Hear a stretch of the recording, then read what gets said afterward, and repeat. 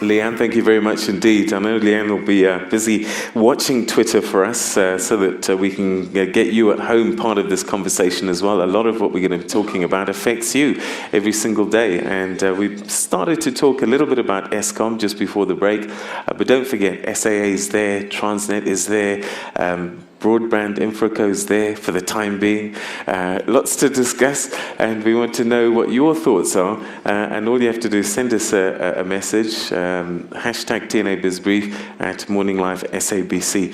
So, not so long ago, you said that you were going to make an announcement about the CEO of Eskom middle of August.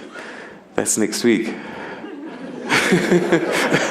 So, you're not supposed to know. Are you gonna make an announcement? Yes, it was one of the first challenges I had, and it's now gone through all the processes, board processes, and so forth. And so next week it will go to the Cabinet Committee, and then the following week it will go to Cabinet. All right. And so it will probably be just off middle of August. So you've identified the person you want? I've identified the person I want. It's not Shakes Mashaba.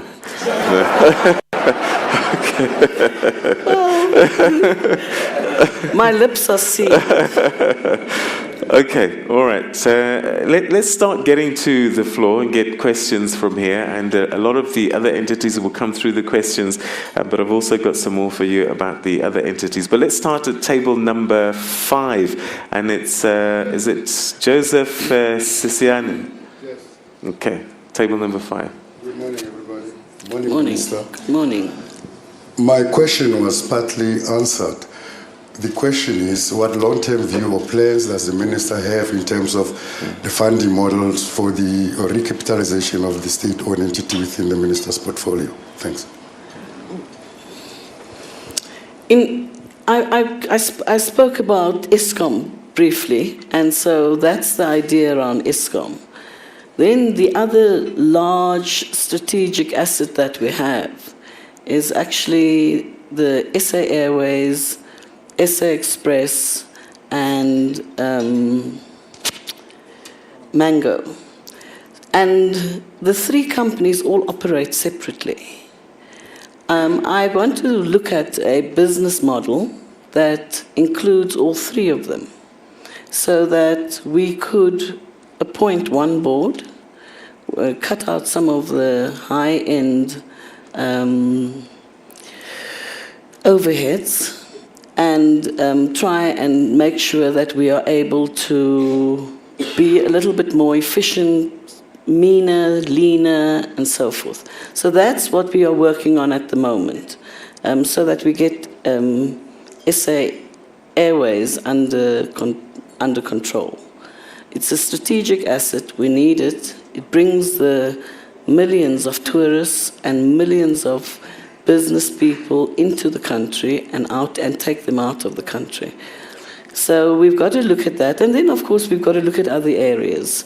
The over-liberalization of our skies, so that we make our mother carriage a viable carriage. I think the issue about Denel is an interesting one. Denel has done really well this year, and they will be doing better year on year coming. And that's because of the kind of financial modeling that went into Denel and the assistance that the shareholder has been able to give Denel. And it actually has shown that it's making profits. All right. Talking about making profits from state-owned enterprises, Dr. Terence Sibia, table 15, has a question which relates to that. Table 15, Dr. Terence Sibia. Good morning, Minister. Good morning. And welcome. Thank you. I once heard a saying that a recession is when your neighbor loses their job. A depression is when you lose your job. Do you know something I don't? No, Minister. With the economy barely touching GDP growth of 2%, and with you at the helm of some serious state-owned entities, how do you plan to engage the private sector, in particular particular financial institutions to trade ourselves out of this potential recession? Thank you very much for the question. In fact, the private sector is largely involved in the energy sector, and that's through the IPPs. And so that's already a given. There is no way that government can go it alone. So as we engage with our state-owned companies, so too do we engage with each one of the companies in the private sector who are involved in and around that state-owned company. Into the future, we will be looking at other models like public-private partnerships and so forth. But I'm not there yet. I'm only a 2.5-month-old minister, and now you told me I'm going to be depressed as well. The private companies is who employs our people and who would be able to help us to grow the economy. So we'll do it in relation to each one of the state-owned companies. And already, if you speak to any of the CEOs or the chairs of the boards present here, you'll know that there are many companies already working with the state-owned companies. Remember, we outsource a lot of work. Every one of our companies would have relationships with companies who they outsource to. Okay, table number 25, we'll find Nyami Boy. You have a question. Table number 25.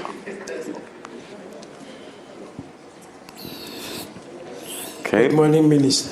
Good morning, Mr. Boy. I know your job, you are guaranteed. Don't worry about that one. Thank you. Minister, you are raising a point of fair competition on top of what I wanted to know as you're trying to, as I've seen throughout the newspapers about the matter that related to Eskom. And I wanted you to also, as you are dealing with the issues that are facing Eskom, to deal with the matter of policy on the National Development Plan. How much does this impact on that major plan, all the future plans that we have? Would you give us some insight to your thinkings? Well, Eskom and each one of the state-owned companies, they are all aligned with the National Development Plan. And so, in some respects, Eskom is, and I'm just using Eskom, is probably the main contributor, to the energy sector within the National Development Plan. And that also answers the other question asked of me, why we won't privatize. Because we can't afford, at this stage, to have a fragmented Eskom. We actually need an Eskom that operates functionally and optimally. But let me also say that within the National Development Plan, it talks, and I'm just oversimplifying it probably, by saying that we have to participate in growing the economy and participating in meeting the developmental challenges within our country. We have three big issues: unemployment, poverty, and inequality. I was just not sure it was inequity or inequality. And those are really big issues for the social cohesion of our people, so that we are able to go forward as a nation who makes South Africa our home, and we want to live in this home and make it work for all our people.